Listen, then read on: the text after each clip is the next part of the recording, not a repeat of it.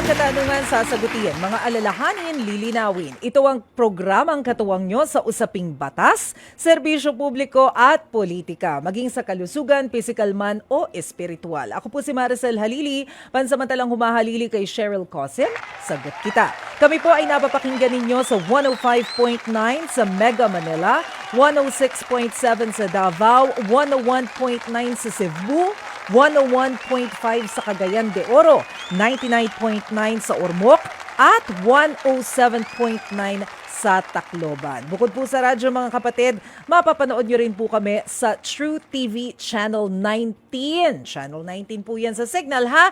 At maging sa Facebook at YouTube, isearch nyo lamang po ang True Network PH. Pwede rin kayong mag-comment dyan mamaya at babasahin po namin ang inyong mga opinion tungkol sa pag-uusapan natin ngayong hapong ito. Ngayong Lunes po ng hapon, usapang batas po tayo sa ating programa mga kapatid. At ang tututukan po natin ay, Diyos ko, mga ilang linggo lang ang nakakaraan. Very hot ang topic na to tungkol po sa surrogacy at adoption. Kung matatandaan po ninyo, nasa 13 Pilipina yung nahuli dyan sa Cambodia. Nagpunta po sila doon para maging surrogate mothers. Ang problema, hindi po legal.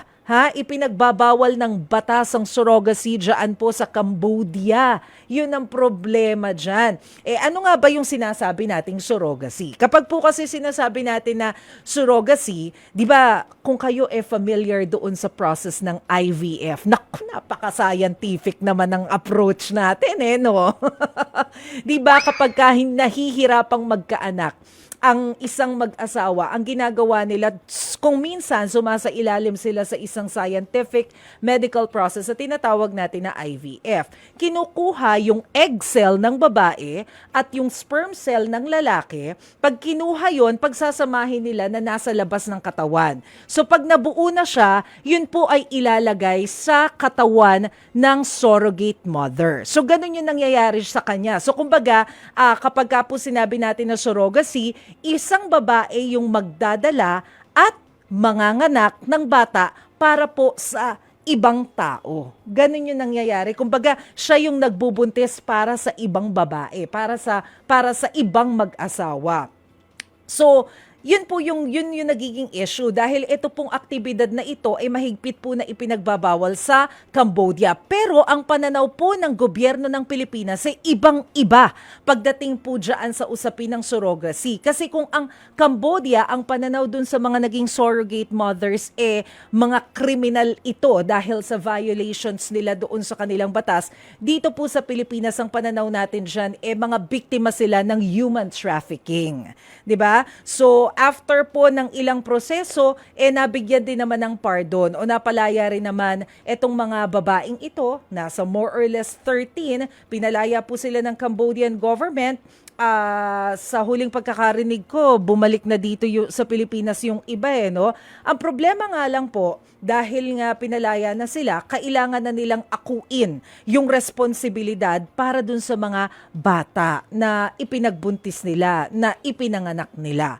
Hindi na nila yun pwedeng ibigay kung sino man yung mag-asawa o babae na umupa sa kanila o nagbayad sa kanila para maging surrogate mother. Pero sabi nga po ng Department of Justice, pwedeng ipa-adopt ang mga ito kung hindi naman sila capable o wala silang kakayahan na mabigyan ng maayos na buhay itong mga batang ito na ipinanganak nila. Yung iba kasi dyan, kaya naman talaga pumapayag na maging surrogate moms, dahil wala silang pera. Gusto lang nila na kumita ng sapat para sa ikabubuhay ng pamilya nila. So ganun ang nangyayari o kaya napapangakuan ng ibang trabaho pagpunta dun sa Cambodia, magiging surrogate moms pala. Ganun yung nangyari Kaya ang tingin ng gobyerno natin, human trafficking na victim sila. O mga kapatid, yan po ang pag-uusapan natin ngayong hapong ito, ang legalidad pagdating po sa pag-aampon at kung ano nga ba yung sinasabi ng ating batas tungkol nga po dyan sa surrogacy. Kaya tutok lamang po sa ating programa mga kapatid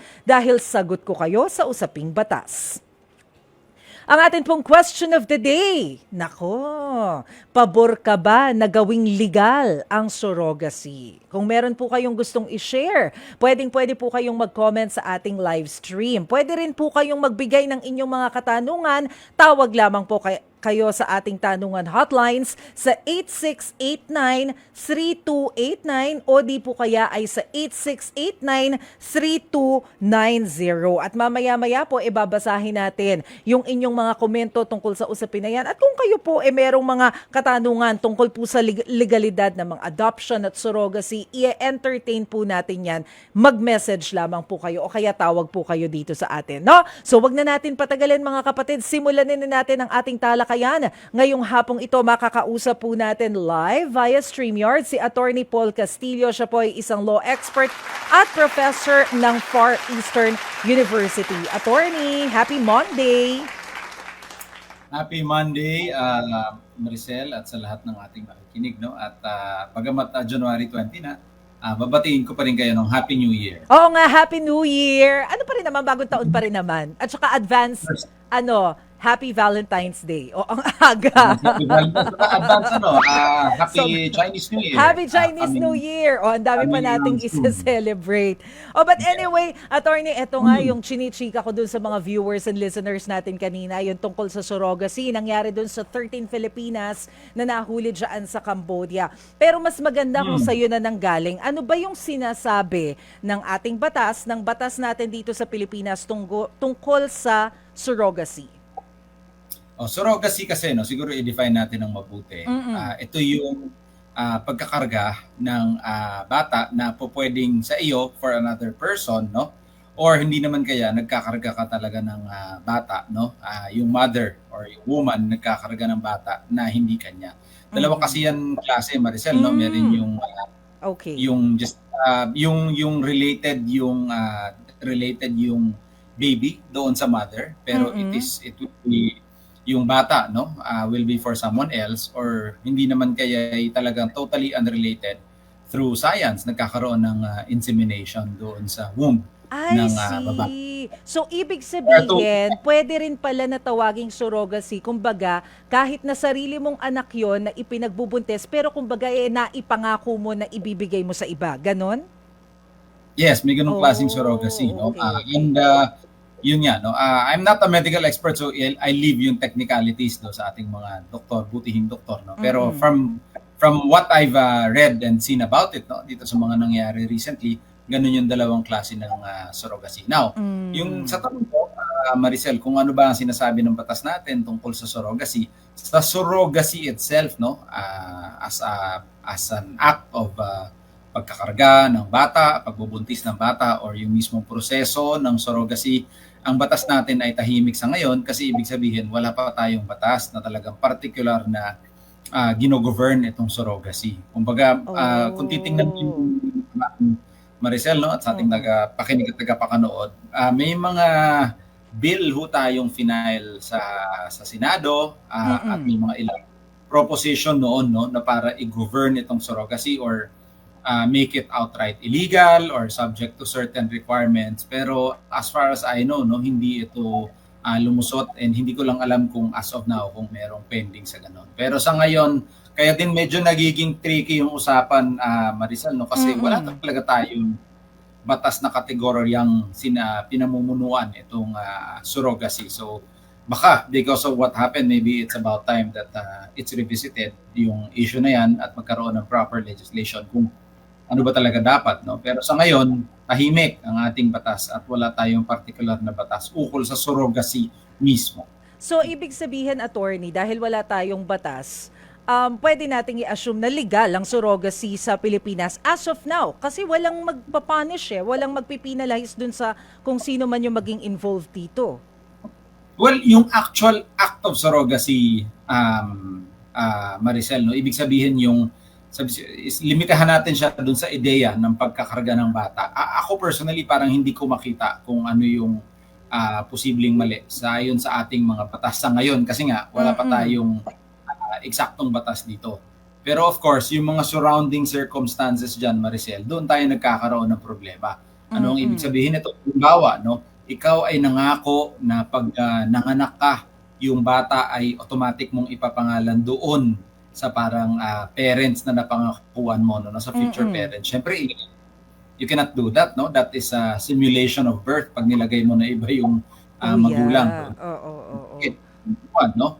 Number two, yung iba naman, ganun din, no? Related din dito, nagkakaroon ng pagfa-falsify ng dokumento na sinabi, di umano ang nagpanganak doon sa bata ay kung sino yung nilagay doon sa birth certificate, gano'n. Pero hindi rin yung totoo. So related doon sa simulation ng birth is nagkakaroon din ng possible na falsification. So I think yun yung mga posibleng, how do you call this, Ma'am Maricel, no? Yung mga posibleng illegal sa surrounding circumstances. Hindi doon mismo pagkakarga, meaning ikaw, pagkakarga ng bata, as a surrogate, no? As a surrogate, wala akong alam na batas sa atin ngayon na nagbabawal dito as a surrogate. Pero effects na nangyayari pag pinanganak mo na yung bata o di naman kaya yung mga usapan sa simulat sa pool, no, na sige, ikakarga ko yung bata para sa iyo, papangako ko ng ganyan. And effectively, or ito worst case, Maricel, no, napakalungkot na nangyayari, papangako, inibenta yung bata, no? That's unfortunate, no? That's very unfortunate, very illegal. So, isa yan sa mga, masabi nating offshoot, no? Offshoot na posibleng mangyari dahil sa surrogacy itself. So, yun yung mga posibleng illegal na bawal mangyari, iilan sa posibleng illegal na mangyari. But yung surrogacy itself, no? Para sa akin, wala akong alam na batas as of now. Wala pa. Oo. It's categorically. So, Attorney Paul, dito siguro papasok sa inexplain mo yung naging issue before ng DSWD ng mga illegal social media groups na kumbaga ipinapangako nung mga nagbubuntis yung kanilang anak dun sa mga hindi magkaanak kapalit ng bayad. Minsan 10,000 pesos, depende. Yun. Yes. Human lives can never be for sale. Yes. Human life is never for sale. And posibleng trafficking ito among other violations ng ating batas. No? So, yun yung gaya nga ng nabanggit mo. No? I think tayo rin yung nakapag-usap in this show. No? Sometime ago, posibleng resulta ng surrogacy. Baka nga, nangyayari. And unfortunately, we've seen it online. No? Sabi ng DSWD noon at nabalita din na merong mga ganong grupo na nag-offer and yun yung isang malungkot na pwedeng mangyari out of surrogacy. Bagamat walang categorical law on surrogacy itself, no? But yung mga results and galing dito, doon we have laws for it and maraming bawal na mga bagay-bagay ukol dito. Attorney, kanina nabanggit mo rin na meron ng ilang mga lawmakers na sumubok na mag-file ng bill pero hindi ito umusad. Ano kaya yung dahilan bakit tingin mo hindi ito naging priority sa Congress before? Well, it's hard to say, no? Maricel, maraming ibang baka naman nung time na final na yun maraming priority legislation issues na mas kailangan ng tutukan. Although this is an important issue, no? Ayaw nating i-downplay ang importansya niya. Pero siguro nung time na yun, ganun. Or baka din, I don't know kung mayroong opposition to it. I'm not really sure, no? Pero marami kasing factors, Maricel, bakit ang isang panukalang batas ay hindi umuusad. Pero minsan, included talaga dito yung prioritization, no? Based on certain issues that are governing or prevalent nung time na final ito. Siguro baka hindi mo siya na-push. Attorney, hindi ako aware kung may mga cases na tayo ng surrogacy dito sa Pilipinas kasi as far as I know, yung mga celebrities kasi na nagkaanak through surrogacy parang sa ibang bansa kasi nila ginawa. So I don't know kung meron dito.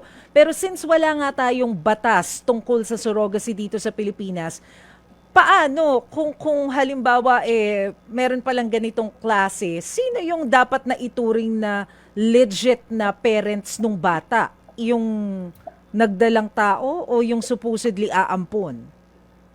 Well, that's a very good question, no? Siguro when we say instead of saying legitimate, Maricel, gamitin natin yung term na biological. Kasi yung legitimate may technical meaning yan, no? Legitimate and illegitimate under law. Which is basically related sa pagkakasal ng parents. Pero in terms of yung biological connection, ibig sabihin kung sino ba ang ituturing na kadugo ng Mm, bata? mm, mm. That's a very good question. In fact, we don't know now kasi obviously doon sa isang type of surrogacy na yung nanay is blood related doon sa bata, Yun na even nga if eh. yung Oo. bata ng tao later on, of course biologically by blood connected siya doon sa bata, no? At kung sino man Mm. of course nag-provide ng sperm or yung father, siya yung biologically connected doon. So, in terms of biology, I think that is very clear. Pero halimbawa, no, doon sa talagang nag-carry ka lang, nag-carry ka lang ng bata, yung hindi ka talaga related, no, by Yes, blood. yes. Yun ang magandang question. Can we say na the mother na nagdala ng bata is biologically connected or yung talagang DNA ng mismong parents na nag-provide ng egg and ng sperm, sila talaga Mm. yung parents. The surrogate mother being merely a parang ano ba, parang channel, no? Or kumbaga parang Mm. talaga lang para doon sa mga parents. Ako, no, I will not overstep into the realm of medicine, Oo, Maricel. No? Siguro oo. ang mga scientifico at eksperto ang makakapagsabi sa atin kung pwede mo ba masabing biologically connected yung baby doon sa nanay depending on the circumstances. Siguro gano'n. No? Pero to me, even that is a question kasi nga wala tayong batas at regulasyon sa ukol sa aspetong iyon as of now. Ang hirap pag walang batas, attorney. Talaga. Wala tayong basis. Kasi alam mo na, curious tuloy ako.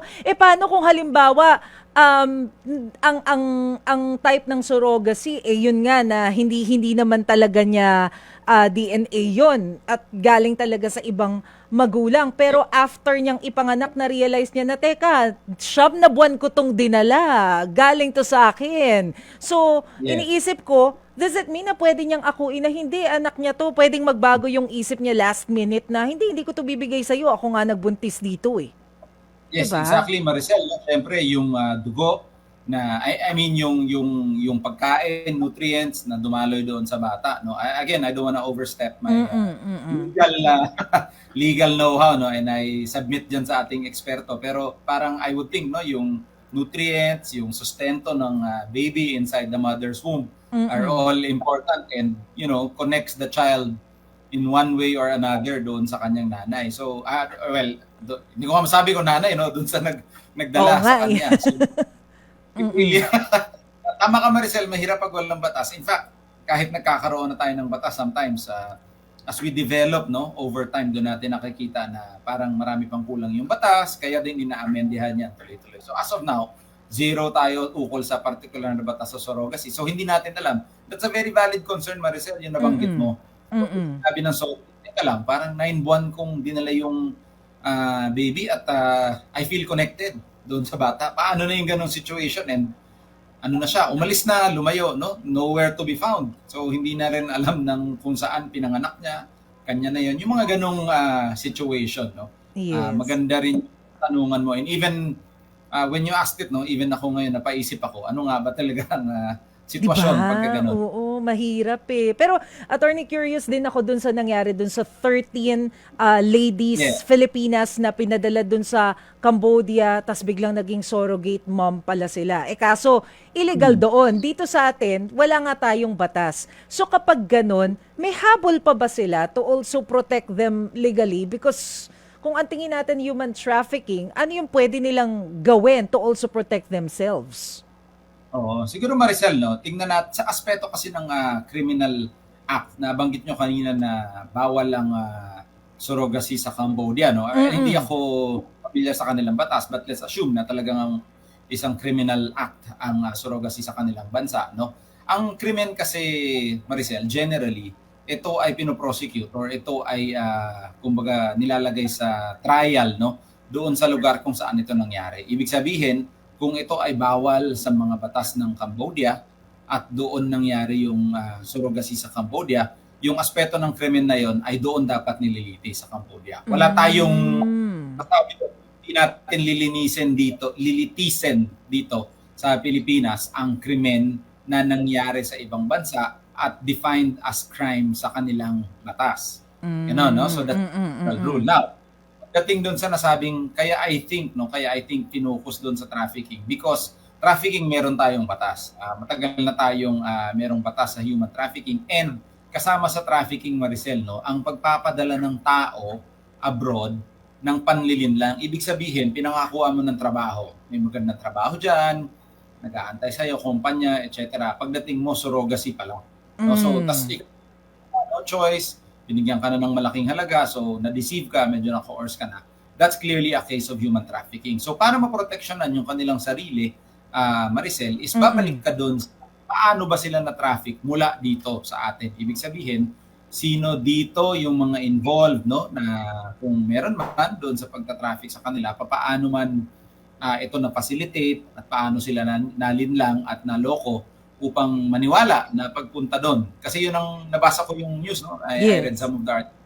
Yung pagpunta doon na nag-iisip sila na meron silang trabaho. Paano nangyari? Who deceived them? Sino yung nanlilang? Yan yung mga katanungan para malaman natin at para maproteksyonan din yung kanilang mga rights, no?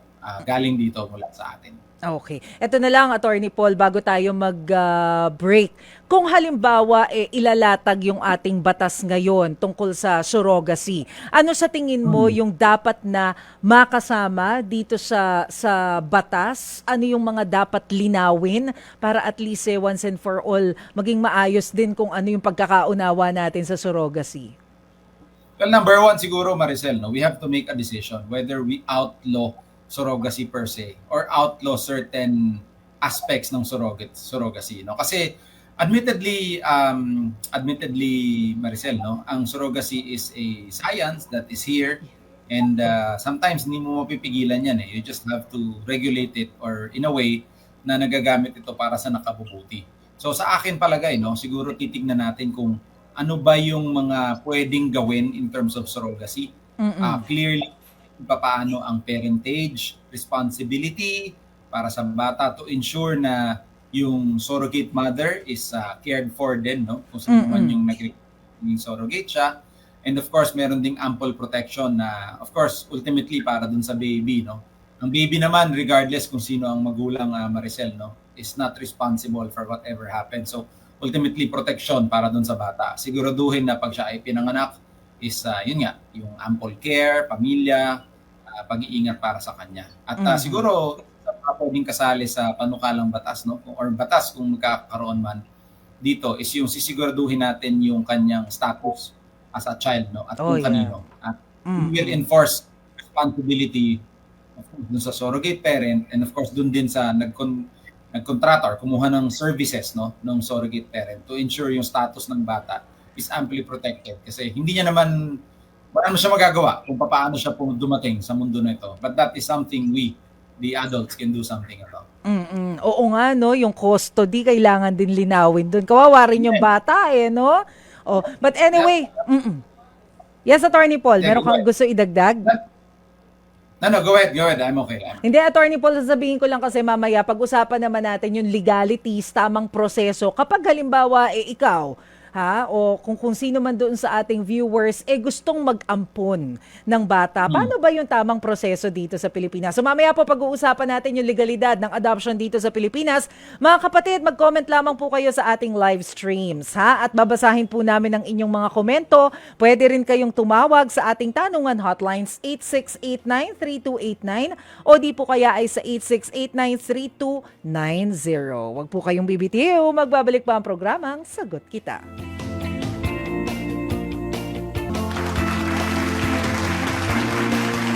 Nagbabalik po ang programang Sagot Kita. Kasama pa rin ang inyong lingkod, Maricel Halili. Ang ating question of the day, mga kapatid.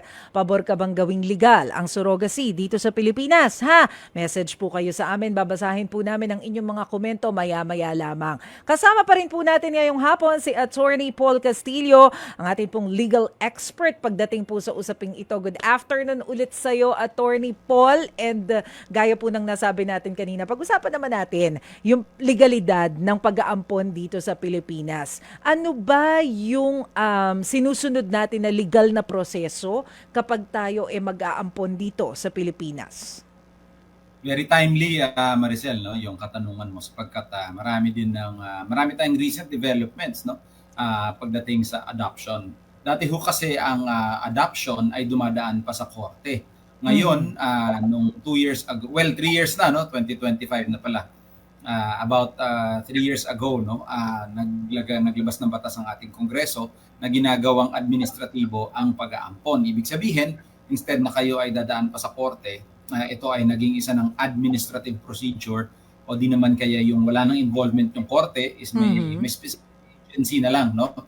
Na tumutulong dito. Of course, pangunahin dito yung DSWD, pero nagkaroon din ng National Authority for Childcare, tapos mga Regional Alternative Childcare Offices or RACO. So, ibig sabihin, Maricel, no, yung adoption ay hindi pa rin madali. No? Ibig sabihin, lagi ko nga sinasabi, bagamat ito ay naging administratibo at in a way, mas napadali, sinisigurado ng batas natin na hindi pa rin ito na parang bibili ka lamang ng damit o candy sapagkat ang pinag-uusapan nyo rito ay buhay ng bata. No? So ito pa rin ay detalyadong proseso na ultimately ang ini-ensure ay ang pinakamakabubuti para sa bata. The ultimate or the best welfare of the best interest of the child, no? Para doon. So ang proseso ngayon, Maricel, is fa-file ka ng petition. Of course, titingnan muna kung ikaw ay qualified, no? Qualified na ng bata, or titingnan din on the other side kung qualified kang i-adopt yung pwedeng ma-adopt yung gusto mong i-adopt, no? Kung qualified adoptee. So qualified adopter, qualified adoptee, tapos magpa-file ka ng petition doon sa DSWD. May local office yun, no? Yung Regional Alternative Childcare Office. Magpa-file ka ng petition, titingnan nila yung requirements kung nami-meet mo, tapos magkakaroon ng mga social study, titignan kung kamusta yung relationship ninyo, ano yung situation ninyo, all of these things, and then eventually maglalabas ng order of adoption. Pero kakasabi ko parang simple lang, no, sapagkat syempre pag sinasabi mo ito sa programa medyo mabilis lang, pero pag kayo ay dadaan na sa proseso nito, mas detalyado, maraming requirements, and itong requirements na to ay makukuha natin doon sa RACO o yung Regional Alternative Childcare Office kung gusto niyo mag-adapt. Pero, attorney, balik muna ako dun sa sinasabi mo na i-check kung qualified na mag-ampon. Sino-sino ba yung qualified? Paano mo ba masasabi na, pwedeng mag-ampon ng bata ito? Well, maraming yung qualifications, Maricel, na nasa loob ng batas, yung law na pinakabago nating law on adoption. Among the requirements, no, several kasi, no, hindi ko lang ma-enumerate lahat, but there are several requirements. Kasama dito yung at least, kung di ako nagkakamali, 25 years old, no, yung edad mo. Okay. Tapos, ikaw ay hindi nagkaroon ng conviction, ng krimen. Kasama dyan yung meron kang magandang pag-uugali, meron kang abilidad na palakihin yung bata, at meron kang higit na 16 years old ang tanda mo doon sa gusto mong i-adopt. Ibig sabihin, yung 16 years old, older doon sa gusto mong i-adopt. Subject to certain exceptions. Kasama dyan, Maricel, yung anak ng asawa mo or sarili mong anak. Elevate status to legitimacy. So, but generally speaking, no, kung yung edad na requirement is 25 years old yung mag-a-adopt at merong 16 years gap between doon sa nag-a-adopt at mag-aampon. Bakit 16 years? Well, I think ano yan, sinet ng ating Kongreso just to establish the distance to ensure ng qualification ng mag-a-adopt, among other things.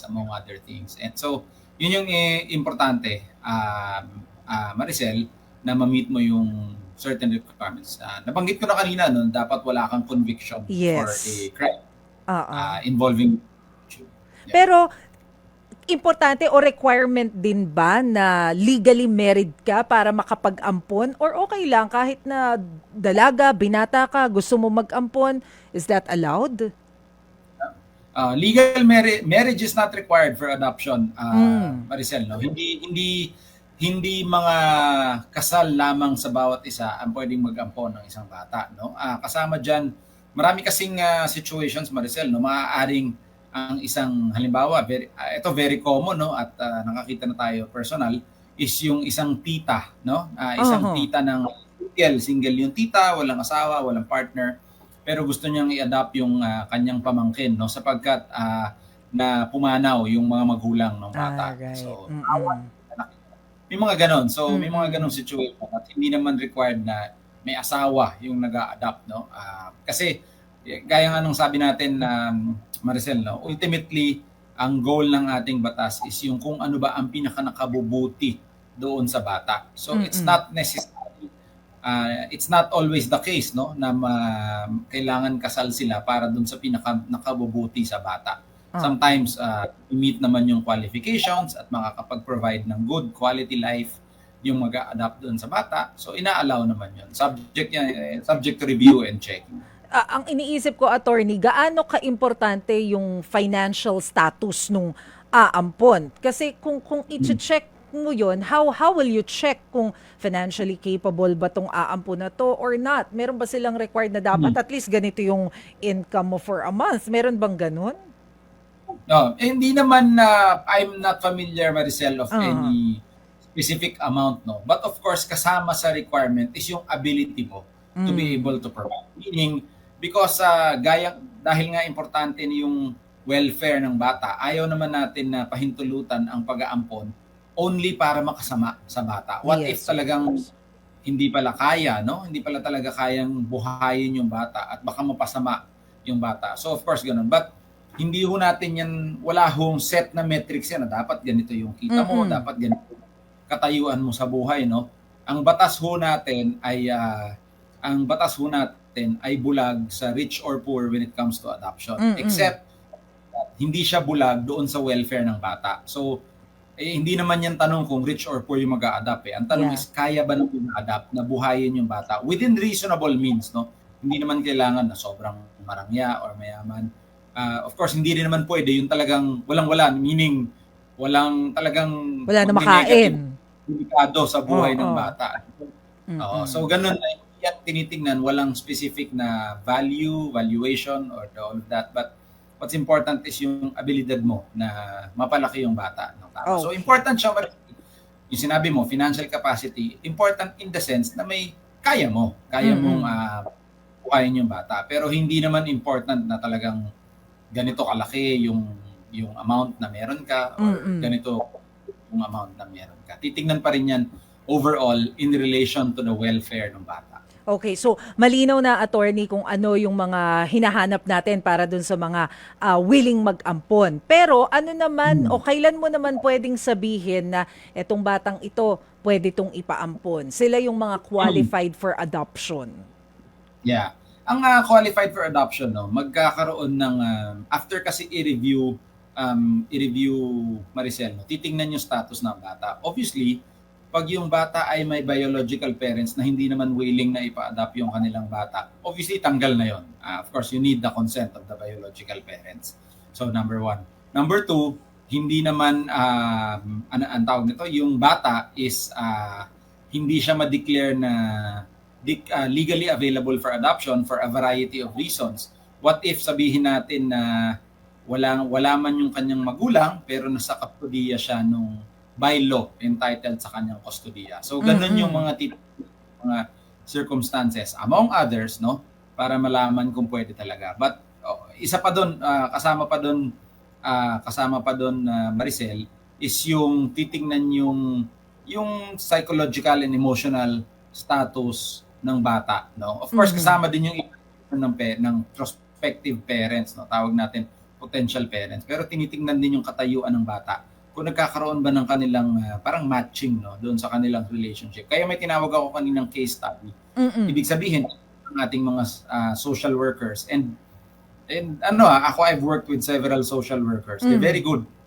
work they do, no. Magaling, and may marami ako natututunan sa kanila na oo nga, no, sa lawyer hindi ko nakikita. May mga ganun pala terminology, consideration ukol sa bata na tinitignan nila kung papaano ba, kung okay ba, parang can relate ba, no, yung bata doon sa magulang, and okay ba silang match, Kung click ba pag sila. pinagsama mo ba yung lang doon sa bata, ito ay sa friction, kaguluhan, at hindi makabubuti para sa magulang, but most importantly, hindi makabubuti para sa bata. Usually, attorney, gaano katagal tong ginagawa nilang mga social study para malaman na, okay, pwede may chemistry yung possible mag-adapt tsaka yung aampunin?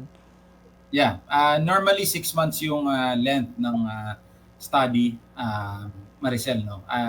Siguro sa kanilang pag-aaral, yun siguro yung enough time na madidetermine, no? Pero as far as I know, pwede yang pahabain, Maricel, kung talagang kailangan patignan, or at the same time, kung pwede din namang paiklian yan. Kasi may mga situation, Maricel, na halimbawa, no, yung bata, ano na yan, 10 taon na yan nakatira sa amin. Wala nang ibang kinikilala yung magulang kung hindi kami. No? Baka pwedeng certain case-to-case basis maaari din paiklian. But I would say, no, yung 6 months is the more or less the average, no, para maaral kung talaga bang tugma yung mga magulang, mga potential na magulang sa kanilang balak i-anak. Saka syempre titingnan, Maricel, no, madagdag ko lang, hindi lamang yung psychological hindi lamang yung psychological capacity or status ng bata. Syempre tinitingnan din yung pagpapahintulot ng iilang tao ukol doon sa bata. Of course, number 1 yung parents ng bata, biological parents. Yes. Kung ayaw ng biological parents, hindi na pwede. Or kung wala yung kung may mga kapatid, no? Kung may mga kapatid yung bata na more than 10 years old, hinihingi din. And of course, Maricel, no, kung yung mismong bata na i-adapt ay more than 10 years old, titingnan din yung kanyang pag-consent dito. Kasi pag more than 10 years old, may ability ka na makapagsabi na hindi, ayoko hong magpa-adapt, ayoko hong magpa-ampon. Tinitingnan din yung consent. Teka, attorney, linawin ko lang yun. Baka mali yung intindi ko kanina, medyo nag-choppy kasi. You said na kapag may kapatid na more than 10 years old, hihingan din yun na pahintulot kung pwedeng ampunin yung bata? Tama ba yung dinig ko sa'yo, attorney? Yes. Titingnan yung kanyang mga basically, no, basically parang kapatid, nung i-adapt pag sila ay more than 10 years old na, kasi anak din sila nung biological parents, yes. Di ba? So titingnan din yung kanilang consent. Kasama 'yon sa paghihingan ng consent. In addition doon sa consent nung mismong adoptee nung balak ampunin, kasama dun sa kanya kung kung papayag siya at siya ay more than 10 years old na. Kasama 'yon. What if wala na yung parents? Kung ulila na yung bata, wala rin siyang kapatid o wala yung immediate family, sinong magbibigay ng consent? Kasi ang pagkustudiya ng bata, Maricel, no, pag nawala yung magulang, pumupunta yan sa kapatid or sa grandparents actually na may apo. Tapos kung hindi naman, doon sa kapatid na may ability. So, yung pag-consent is will also go along those lines. Naka-ladder pala. Enumerated kasi sa batas, Maricel, kung sino yung mga hihingan ng consent. Pero what if, no? What if for the sake of argument, na lahat ng itong kailangan ng consent, wala. Talagang completely nawawala sila, no? By reason of death or talagang wala lang sila for whatever reason, no? Then I would think wala nang consent na hihingin sa kanila kasi precisely nawawala nga sila. Pero hindi pa rin automatic dahil wala nang consent ng normal na hinihingan ng consent, pwede nang ma-adapt. Hindi pa rin naman automatic yun dahil marami pa rin yung proseso. Sama pa rin dyan yung case study na regardless of sinong nandyan, pag-aaralin pa rin kung pwede ba talagang ma-adapt yung bata. Okay. So, paano, attorney, kung halimbawa nandun na sa DSWD o kaya nasa ampunan na yung bata, pwede bang mamili yung mga mag-aampon na, ayan, yung batang yan yung gusto ko? Paano ba yung sistema doon? Paano nila pinag-match yung aampon sa aampunin? I think, Maricel, no, magandang mas ma-explain yan sa future, no, ng ating mga kawani sa DSWD. But the way I understand it is meron sila mga matching program at kasama yan doon sa pag-aaral, sa pagsusuri nila, yung case study, yung social study.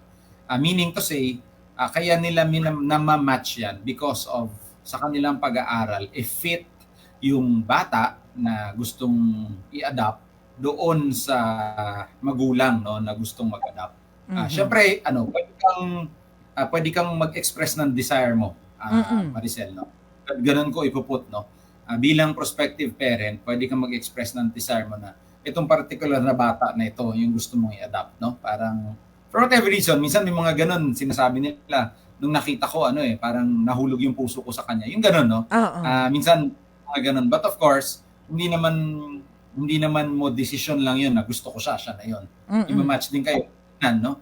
Titignan from an emotional, psychological, other perspectives, no, ng kanilang pag-aaral kung talaga bang nagma-match kayo doon sa bata. But of course, you can express yung desire mo. Hindi din naman pwede na mag-a-adapt ka ng hindi mo din naman gusto. Obviously, Oo. no? So, of course, it goes both ways, no? It goes both ways. Yes. Okay. So, attorney, kanina nabanggit mo na kung saan yung unang agency na dapat puntahan. Pero para dun for the sake of our listeners and viewers, pwede bang paki-enumerate uli saan nga ba sila una dapat pumunta kapag sila'y interesado na mag-adapt, and then after dun sa agency na yon, ano yung kasunod? Ang pangunahin po dyan is yung inyong local na DSWD. No? Pwede ho kayo mag-inquire doon kung paano yung adoption. Pero doon ho sa ating bagong batas, may kinreate na office, yung tinatawag na Regional Alternative Child Care Office or yung RACCO, RACCO. No? Ito po ay ini-establish per region at pwede rin ho kayo lumapit dito para humingi ng gabay at tulong kung paano ba simulan ang proseso ng pag-adopt. No? Kasi titingnan din yung inyong case. No? Kasi hindi naman lahat Maricel lang i-adapt na sa DSWD. Meron kang gusto mong i-adapt, yun nga, gaya ng sabi ko, pamangkin mo, or minsan Yes. sarili mong anak ng asawa mo. So, titignan yung inyong situation. So, dun ho kayo magsisimula and magagabayan nila kayo, no, kung paano ba kayo makakapag-adapt. Maricel, siguro ang magandang guideline natin dyan is adoption is really favored, especially pag makakapag sa bata. No? Kasi, bakit mo naman hindi papayagan na ang bata ay mapunta sa isang tahanan kung saan may pagmamahal at pagkalinga sa kanya. So, that's why adoption is really favored. But we have to protect the child. That's why Yes. pagdating nyo ho doon, titignan nila yung inyong sitwasyon. Marami silang tests, marami silang requirements, documentation. Mahaba ho yung listahan na yan. At intentional yan, hindi yan simple kasi nga buhay ng tao ang pinag-uusapan dito. Pero kung okay naman ho lahat at kung talagang gusto nyong i-adopt, no, lahat naman ay inyong gagawin sa loob ng ating batas upang dumating yung point na ma-adopt nyo na eventually yung bata na gusto nyong i-adopt. Pahabol. Inulit ko lang, no, yung RACCO, Yes. Regional Alternative Child Care Office. Okay. Pahabol lang, attorney. Gaano katagal usually ang inaabot bago mo legally masabi na adopted ko na tong batang ito? Kapag adopted, kasunod na sa apelido mo, pwede nang ganun no? Paano ba yun? I don't know kung isusunod ba sa apelido mo or not. Pero usually, gaano katagal yun? Naalala ko kasi yung case ni Judy Ann Santos. Ang kwento niya sa isang interview, inabot siya ng ilang taon Well, Maricel, no, dun sa una mong thought yung sa apelido, of course, isusunod sa iyo kasi ano nga yan of course, kunwari married kayo, no, normally sinusunod doon sa apelido ng father. But generally speaking, sinusunod talaga siya sa pangalan ng adopter. Kasali yun kasi ikaw ang nagiging magulang ng bata, no? Doon naman sa sinabi mo gaano katagal, maraming factors, Maricel, no? But kung sa aking tingin, no, kasi ito galing sa aking personal na experience sa mga natulungan nating kliyente, no, Maricel.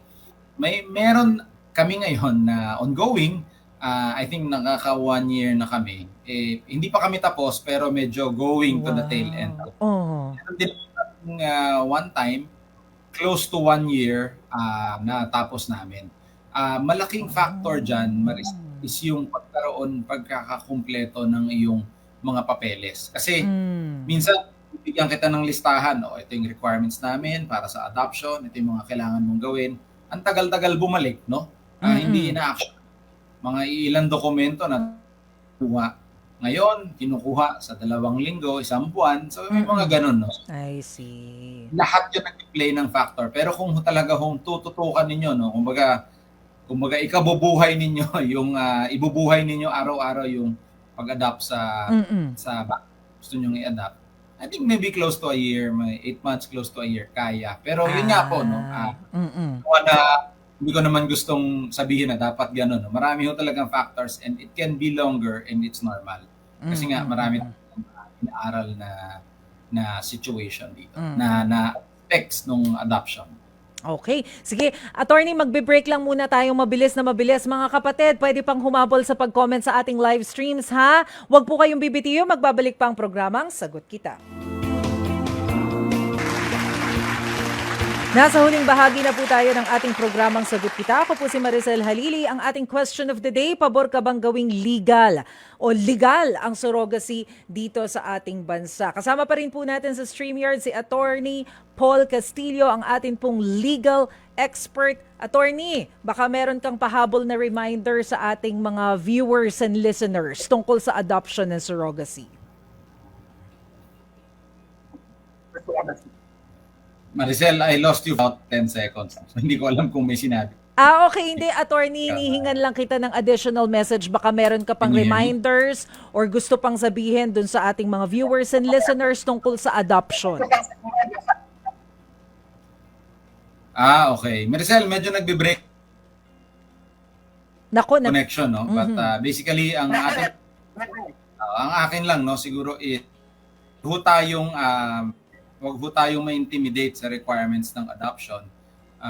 Kung ito po ay talagang gusto nyong i-pursue, no, makakatulong po ang ating mga ahensya. Pangunahin na yung nabanggit ko, yung RACO, at sila po ay very helpful, no? At even from my own experience, no, very helpful po sila dito sa proseso ng pagka-adopt. Ultimately, ang gusto nila ay kung anong nakabubuti para sa bata.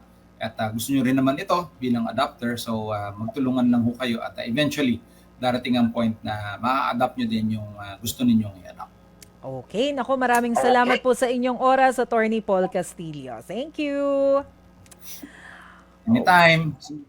Ayan mga kapatid, si Attorney Paul Castillo. Sa puntong ito, silipin muna natin ang mga comments ng ating netizens ngayong hapon. Unahin natin si Ronald Tumbaga. Sabi niya, dapat may mga batas na pumoprotekta sa mga Pilipina pagdating sa surrogacy issue, maging sa adoption. Dapat fully informed sila sa mga ito para di agrabyado. At lakihan din ang parusa sa mga violator, pati na sa human trafficking.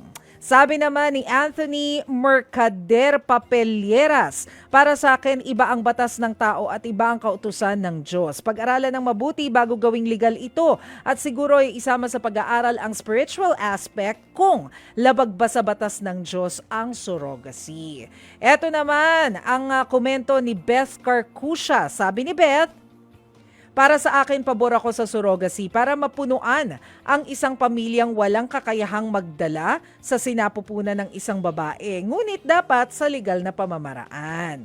Sabi naman ni Laila Santos, dapat gawing legal kasi parang pinagkakakitaan ng katawan ng babae dyan. Hindi yan safe. Oh.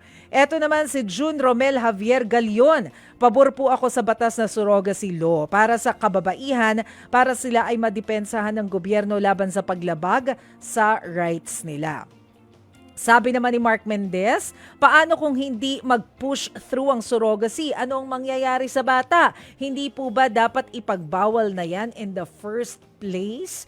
Yun na nga, Mark, yung sinasabi kanina ni Attorney Paul, dapat talaga meron tayong malinaw na batas tungkol dyan. Kasi ang problema ngayon, pagka nagbago yung isip ng surrogate mom, di natin alam kung kanino dapat mapupunta yung kustodiya ng bata kasi wala tayong malinaw na batas tungkol dyan.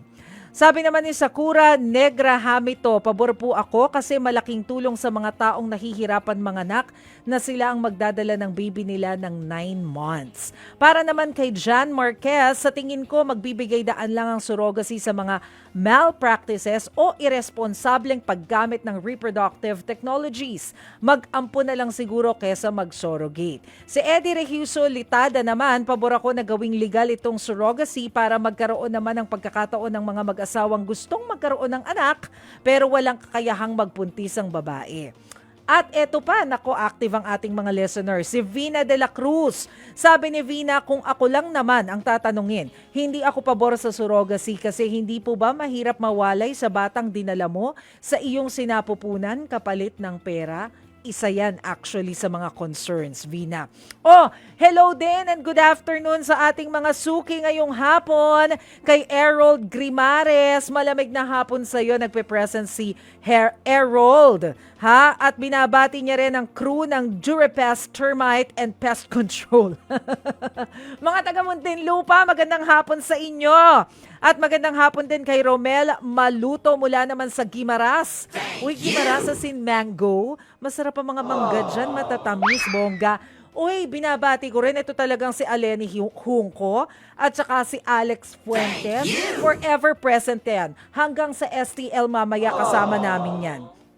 Marites Incha, si Venancio Baltazar, Raymond Kawe at kay Romeo Macapas. Nako mga kapatid, salamat po ha sa pagsama nyo sa akin ngayong hapong ito. Mamaya kita-kita tayo 5:30 in the afternoon. Dito pa rin ha sa True FM. Of course, mapapanood nyo po kami sa Signal Channel 1 at sa True TV sa Channel 9. Channel, ano ba tayo? 16, 19. Nalito sa numbers. Mahina talaga sa mate. Sa totoo po yan. Mamaya magkita-kita po tayo. Mga kapatid, dito na po nagtatapos ang isang oras na tanungan at sagutan. Sa ngalan ni Cheryl Cosim, ako po ang inyong kapatid Maricel Halili. Sagot kita.